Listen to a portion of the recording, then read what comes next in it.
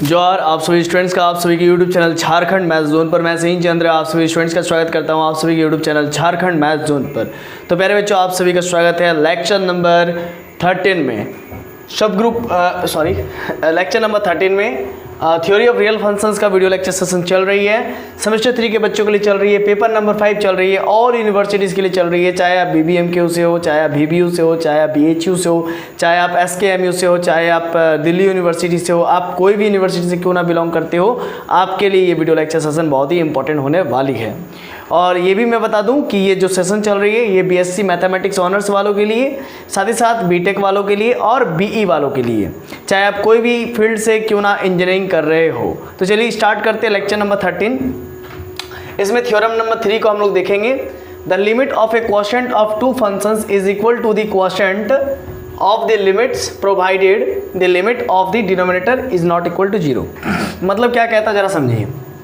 हमको ये प्रूफ करना है दो फंक्शंस का जो कांस्टेंट लिमिट होगा वो क्या होगा, दो फंक्शंस के लिमिट के डिवाइड के बराबर होगा, मतलब L/M होगा। मतलब फंक्शन ऑफ f(x/gx) का जो वैल्यू आएगा, है ना, मतलब इन दोनों का जो फंक्शंस का कांस्टेंट का जो लिमिट होगा वो किसके बराबर होगा, इसके लिमिट के और इसके लिमिट के डिवाइड के, है ना, डिवीजन के इक्वल होगा। समझ में आएगा कि नहीं है, यही प्रूव करना है।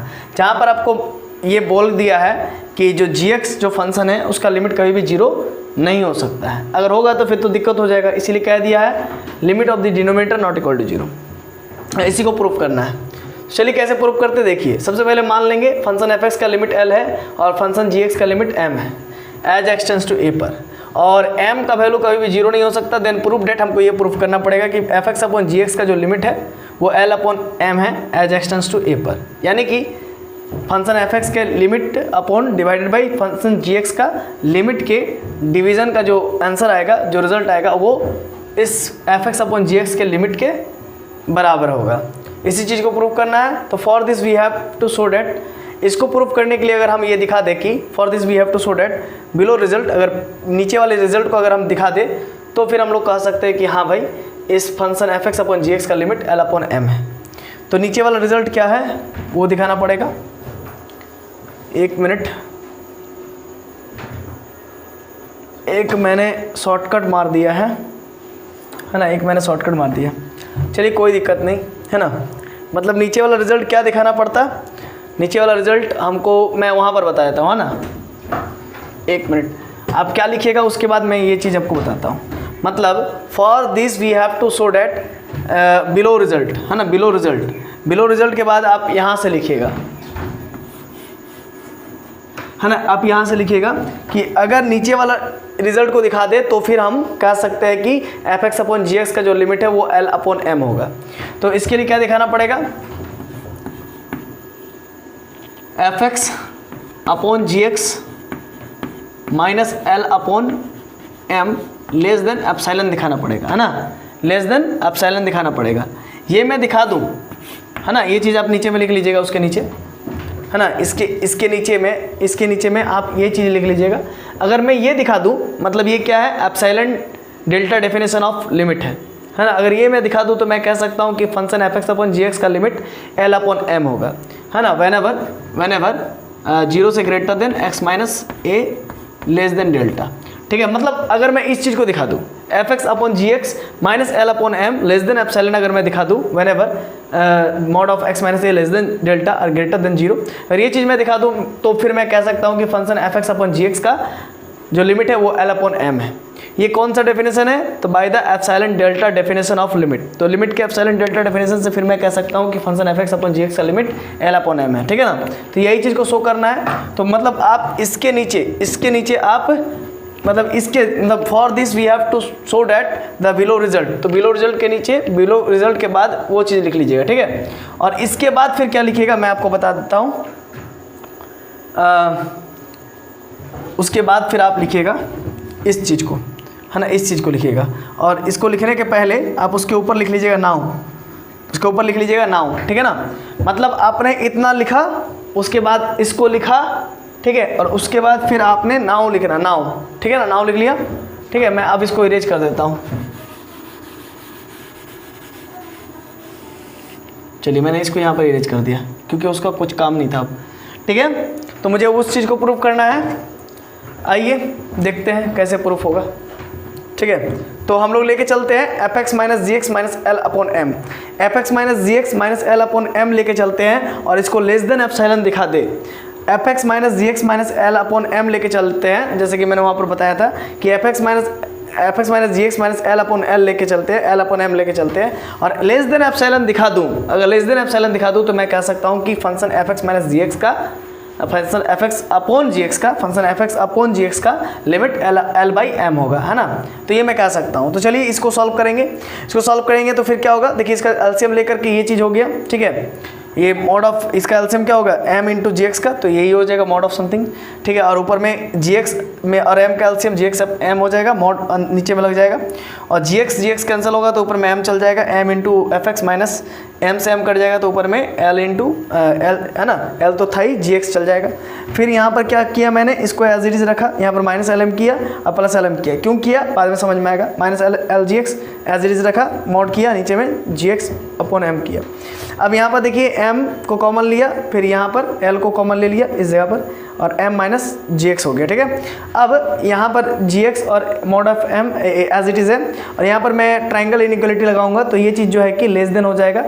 इस चीज़ को तो पहले कॉमन ले लूँगा, डिनोमिनेटर वाला पार्ट कॉमन ले लिया और ये जो प्लस में है ना, ये प्लस, ये कॉमन नहीं भी लेंगे तो कोई दिक्कत नहीं है, आप देख सकते हो प्लस में है। ठीक है ना, तो इसमें ट्राइंगल इनइक्वालिटी लगेगा, एक्स प्लस वाई का मॉड किससे लेस देन होगा और इक्वल होगा, तो mod of X plus mod of Y से।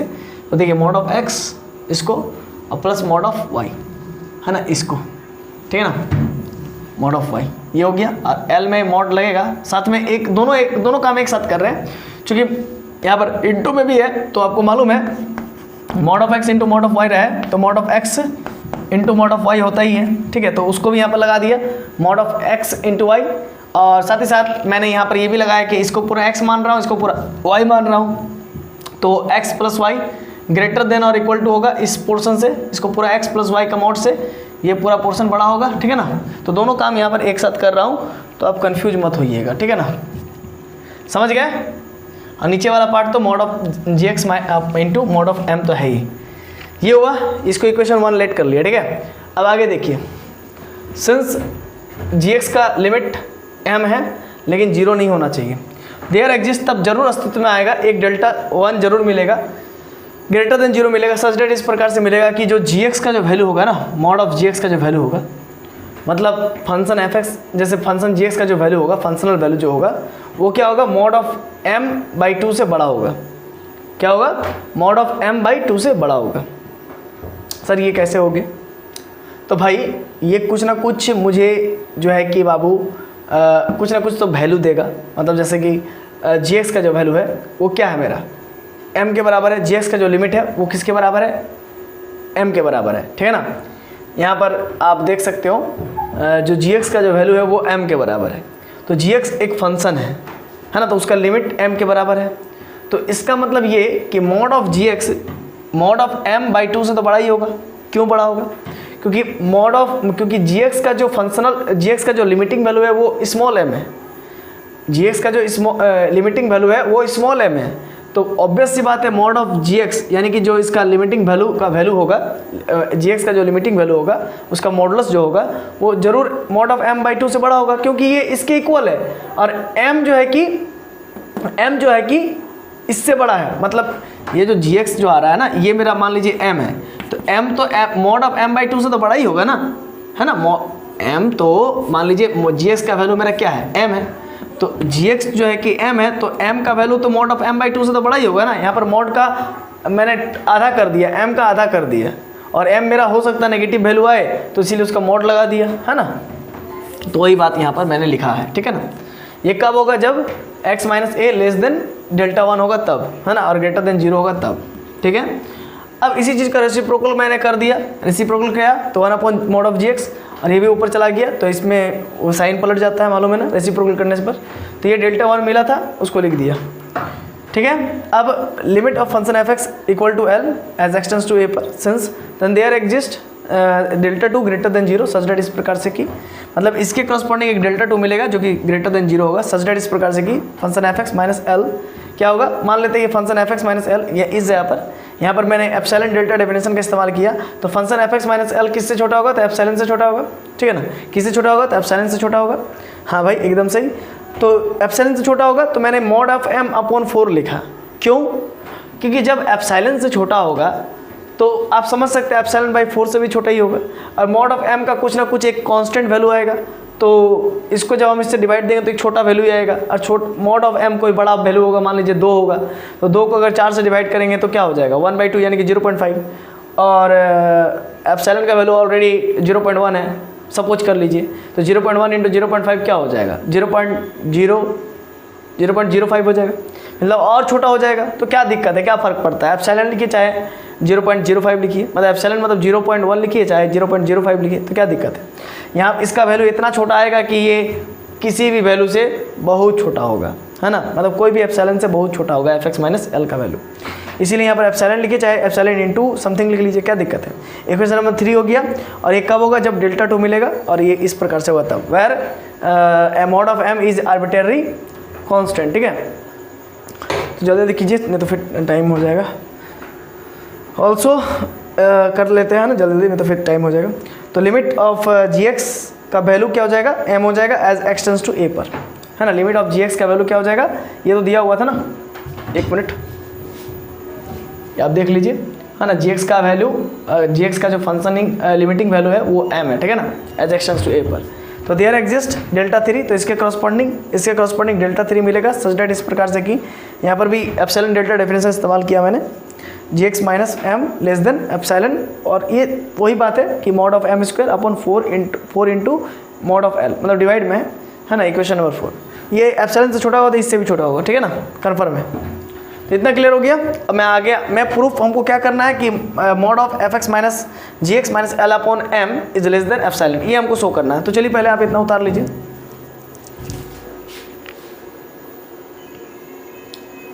तो चलिए अब आगे मूव करते हैं बच्चों। देखिए यहाँ तक मैंने आपको बता चुका था, ठीक है, ये इक्वेशन नंबर 4 तक, और मैं यहाँ पर से स्टार्ट करना चाह रहा हूँ, ठीक है। तो taking delta equal to minimum of delta 1, delta 2, delta 3, मतलब तीनों डेल्टा 1, डेल्टा 2, डेल्टा 3 आप यहाँ पर देख सकते हैं। डेल्टा 1, डेल्टा 2, डेल्टा 3 का मैं मिनिमम ले रहा हूँ, डेल्टा को ले रहा हूँ, ठीक है। इसका मतलब ये जो डेल्टा है वो इसको भी सेटिस्फाइड करेगा, इक्वेशन 2 को भी सेटिस्फाइड करेगा, इक्वेशन 3 को भी सेटिस्फाइड करेगा और इक्वेशन 4 को भी सेटिस्फाइड करेगा। यानी कि ये डेल्टा 1, डेल्टा 2, डेल्टा 3 का जो मिनिमम है वो डेल्टा है। This delta satisfied all 3 above inequalities, इन तीनों इनइक्वालिटीज को डेल्टा मेरा सेटिस्फाइड करेगा। यानी यहाँ पर ये समझ लीजिए कि डेल्टा 3, देखिए यहाँ पर ध्यान दीजिएगा, डेल्टा 3 जो है कि छोटा है और डेल्टा 2 बड़ा है, ठीक है, और डेल्टा 1 उससे भी बड़ा है, लेकिन सभी के सभी नेगेटिव में, सभी के सभी क्या है, नेगेटिव में है, समझ रहे हैं ना। तो भाई डेल्टा 2 भी नेगेटिव, डेल्टा 3 भी नेगेटिव, डेल्टा 1 भी नेगेटिव, सपोज कर लीजिए तीनों का तीनों नेगेटिव है ना, तीनों का तीनों नेगेटिव है। तो मेरा डेल्टा 1 ज़्यादा बड़ा है, तो जो नेगेटिव में जो ज़्यादा बड़ा होता है वही सबसे छोटा होता है। तो यानी कि ये जो मेरा डेल्टा 1 है वो तीनों को सेटिस्फाइड कर रहा है, तीनों को सेटिस्फाइड कर रहा है, मतलब डेल्टा 1, डेल्टा 2, डेल्टा 3 में जो सबसे छोटा है वो डेल्टा 1 है ना। आपको लग रहा बड़ा है, लेकिन नेगेटिव में जो सबसे बड़ा नज़र आता है वही सबसे छोटा होता है, ठीक है। तो डेल्टा 1 सबसे छोटा है, सबसे मिनिमम है, तो इसीलिए मैंने डेल्टा 1 को मिनिमम माना और उसी डेल्टा 1 को मिनिमम मान करके मैं उसके बदले डेल्टा लिख दिया, ताकि इस डेल्टा 2 और डेल्टा 3 को खराब नहीं लगे। नहीं तो ये डेल्टा 2 बोलेगा, डेल्टा 3 बोलेगा, ए रे तुम हमसे जो है कि हमरे बदले तुम कैसे आ गया, है ना। मतलब ये डेल्टा 2 और डेल्टा 3 बोलेगा कि डेल्टा 1 को चूज कर लिया और हमरे बदले हमको छोड़ दिया, है ना। तो ये खराब बात है ना। इसीलिए डेल्टा 2 को भी बुरा ना लगे, डेल्टा 3 को भी बुरा ना लगे, इसीलिए हमने डेल्टा 1 को क्या मान लिया, डेल्टा मान लिया, है ना। तो this delta satisfied all 3 above inequalities, तीनों का तीनों इनइक्वालिटीज को सेटिस्फाइड करता है ये डेल्टा मेरा। तो अब आपको समझना पड़ेगा using equation 2, equation 3, equation 4 in equation 1। Equation 1 आपको शायद नहीं याद होगा, है ना। आप देख लीजिए, आप लिखे होंगे, लिख के चलिए साथ में, तब आपको समझ में आएगा। लिख के चलिए तब समझ में आएगा। तो इक्वेशन 1 में हम लोग डेल्टा, इक्वेशन 2 का, इक्वेशन 3 और 4 का, तीनों का इस्तेमाल करेंगे। इसका भी इस्तेमाल करेंगे इक्वेशन 2, इक्वेशन नंबर 3 या इसका भी इस्तेमाल करेंगे, इक्वेशन नंबर 4 उसका भी इस्तेमाल करेंगे, है ना। तो यहाँ पर देख सकते हैं कि mod of fx minus gx minus L upon L, therefore ये मेरा इक्वेशन 1 था, और ये लेस देन था mod of m into mod of fx minus L upon mod of gx into mod of m plus mod of l into mod of gx minus m upon mod of gx into mod of m। ये equation number 1 था, मैंने लिख दिया है, ठीक है ना। अब बात को समझिए, इसको इक्वलिटी दिखाया मैंने, और मॉड ऑफ m आपस में कैंसिल हो गया, तो ये चीज़ बच गया, ये एज इट इज़ बच गया। अब इसका नीचे में एलसीएम लेंगे तो क्या होगा, gx इंटू एम होगा, mod of gx into mod of m, और मॉड ऑफ gx कैंसिल होगा तो मॉड ऑफ m ऊपर चला जाएगा, अब प्लस मॉड ऑफ l और mod of gx minus m हो जाएगा, ठीक है। अब फिर मैं क्या कर सकता हूँ, ध्यान दीजिएगा। अब इक्वेशन नंबर 2 देखिए, इक्वेशन नंबर 2 वहाँ पर भी देख सकते हैं, यहाँ पर मैंने लिख दिया हूँ। इक्वेशन नंबर 2 में आप देखिए, यहाँ पर क्या 1, यहाँ पर देखिए 1 अपॉन मॉड ऑफ gx है, तो 1 अपॉन मॉड ऑफ gx किससे बड़ा है, 2 अपॉन मॉड ऑफ m से। मतलब यहाँ पर देखिए, यहाँ पर 1 अपॉन मॉड ऑफ gx है ना, तो ये 2 अपॉन मॉड ऑफ m से बड़ा होगा। तो मॉड ऑफ m स्क्वायर कहाँ से आया सर? अरे रुको बाबू, रुको थोड़ा सा, ठीक है।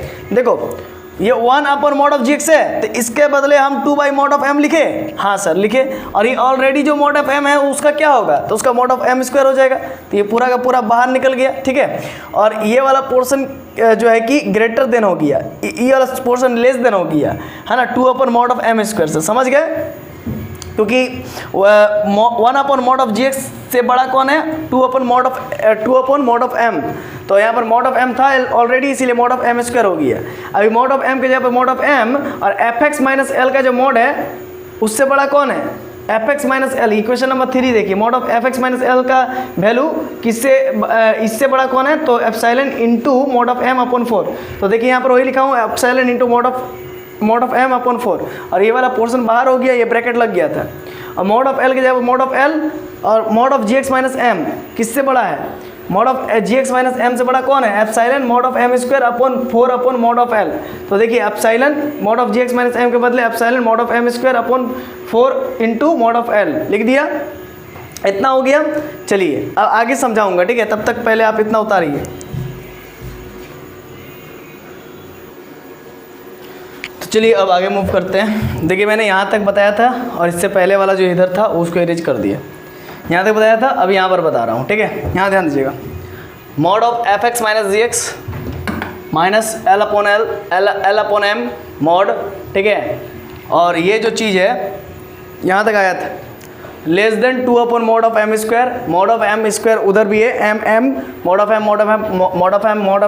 m स्क्वायर एप्सिलॉन अपॉन 4, ठीक है। और mod of l cancel, epsilon mod of m square upon 4, ठीक है। यहाँ तक समझ में आ गया। अब देखिए 2 by m mod of m square into mod of m square common ले लेंगे, और 4 को कॉमन ले लेंगे।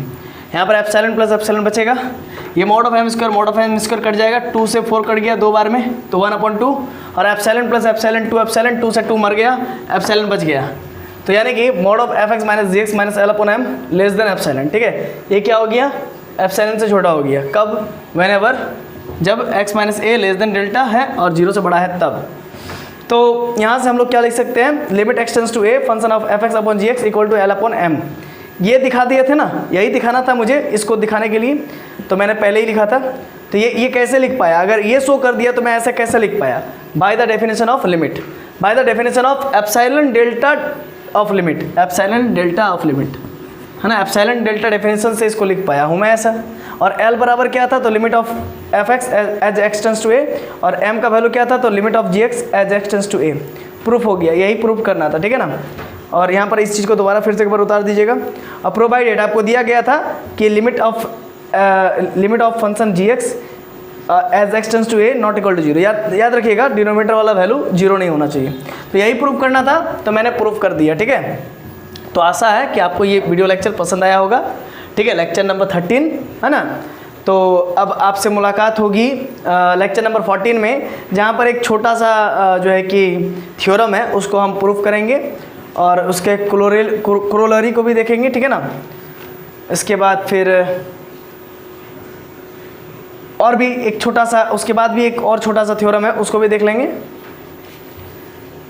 फिर कोर 1 पर डिस्कस करेंगे, कोर 2 पर डिस्कस करेंगे, ठीक है। इसके बाद स्क्यूज प्रिंसिपल पर डिस्कस करेंगे और उसके बाद फिर क्वेश्चन है, उस क्वेश्चन को सॉल्व करवाएंगे, ठीक है। तो चलिए मिलते हैं नेक्स्ट वीडियो लेक्चर नंबर 14 में। तब तक के लिए खुश रहिए, आबाद रहिए, पढ़ते रहिए। धन्यवाद।